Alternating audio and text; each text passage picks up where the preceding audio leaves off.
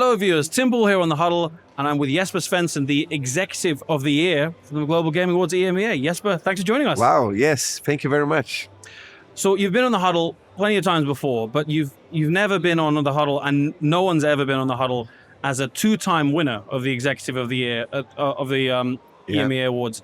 We caught up a little bit after the show yesterday, after the event, but how do you reflect? Now maybe you've had a bit of thinking time on the achievement. Listen, it's such an honor because being voted by peers, I think it's the best prize you can get. So I'm super happy, very humble over it.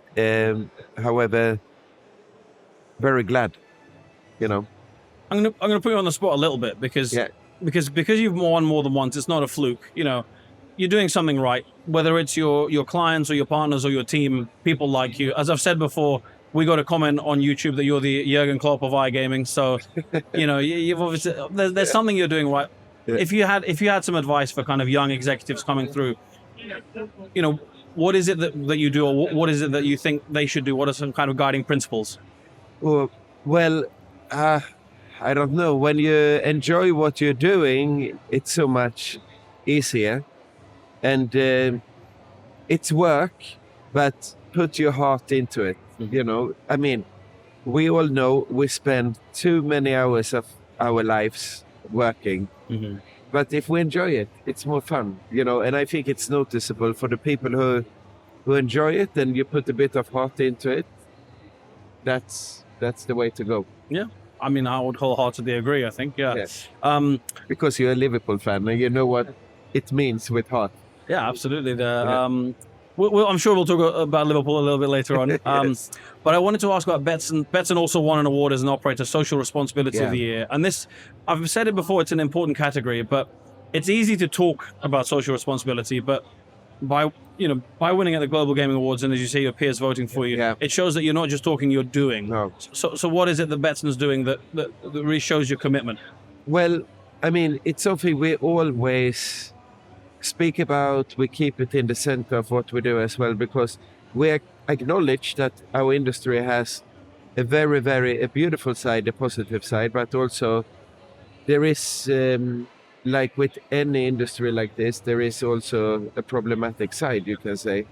And when you acknowledge that and you work with that, you can take it a long way. And I'm really pleased that the industry notice all the good work we do to protect our players, basically. Betsson, famously LATAM,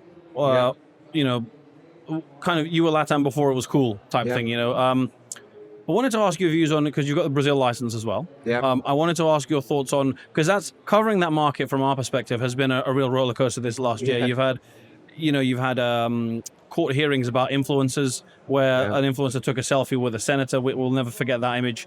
You've got potential tax rises, but it's also been the first 12 months of regulated gaming, so a lot of positives.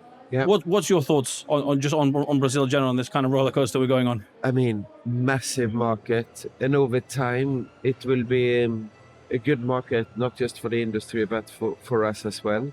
We have been cautious up until this point, but we gradually now start to invest more and more into it. But remember, we always say it's a marathon, not a sprint, so we give it some time, and I hope in 3 to 5 years we will be one of the important players in that market.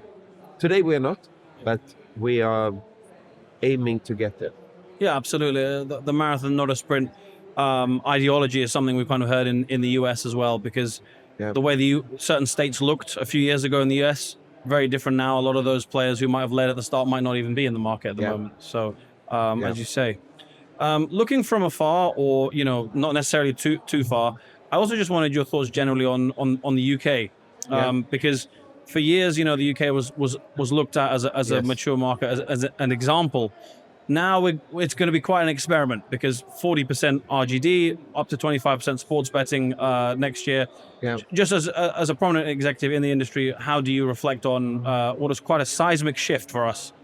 Well, I think the UK has always been in the forefront when it comes to regulation and how to to regulate the industry. However, right now, when you look at the numbers from the UK, the fastest growing part seems to be the black market, which is not a good.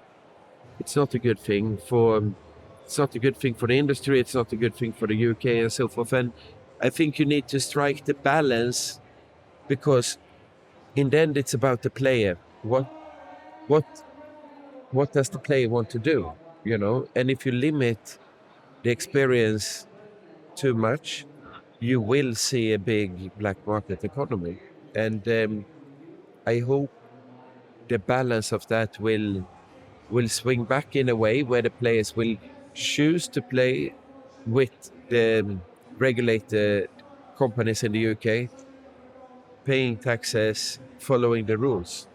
But right now it seems that there is a lot of players going elsewhere, and that's not a good thing. So something has to change over time.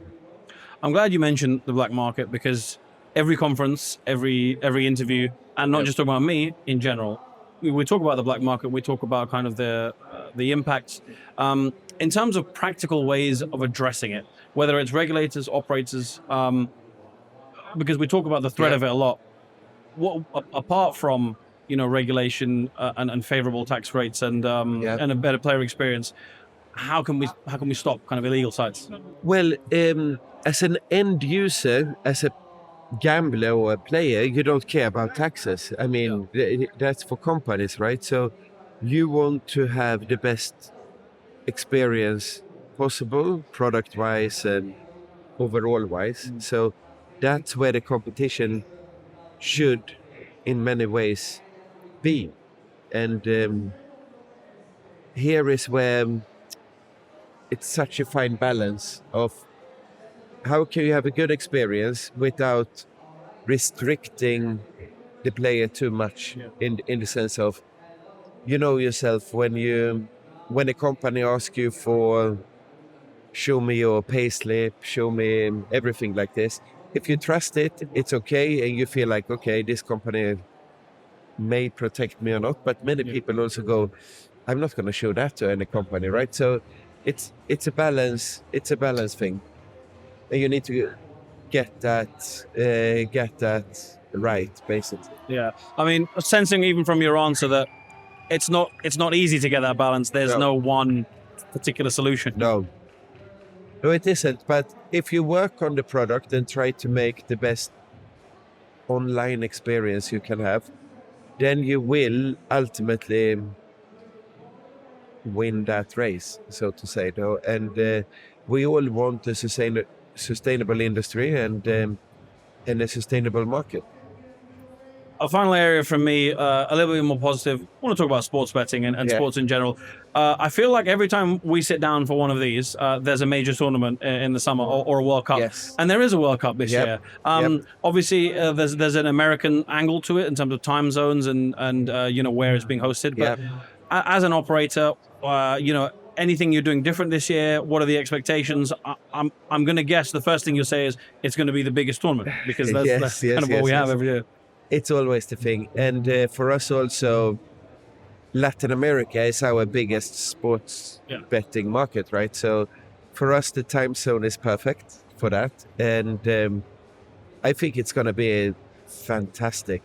I can't wait. And who will win? What do you think? Well, that was going to be my next question. I think, did you predict Argentina last time? Yeah, I remember. I think you did it right here. I did. I'm going to say, and I might be biased because I really enjoy covering these markets, but I'm going to say Argentina, Brazil, or England. But I do have people in my team who are very confident about Spain after the Euros as well. Yeah. So I think the English always think England will win.